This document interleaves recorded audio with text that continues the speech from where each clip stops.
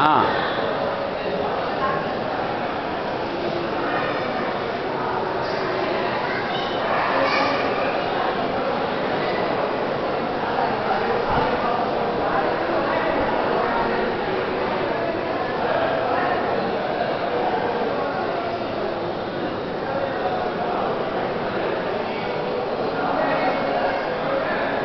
ఇవి మ్యూజియంలో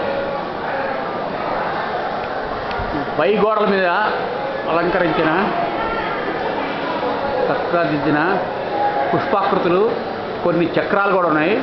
వీటి అర్థం స్వయంగా తెలుసుకోవాల్సింది కానీ చెప్పనాలు కాదు. దీంట్లో శ్రీచక్రం ఉంది, పద్మనాభ చక్రం ఉంది, మీనాక్షి చక్రం ఉంది, అలాగే శివచక్రం ఉంది, విష్ణుచక్రం ఉంది. ఈ చక్రాలకి అర్థాలు తెలుసుకోవాలంటే చాలా సమగ్రంగా గురువుల దగ్గర నేర్చుకోవాలి.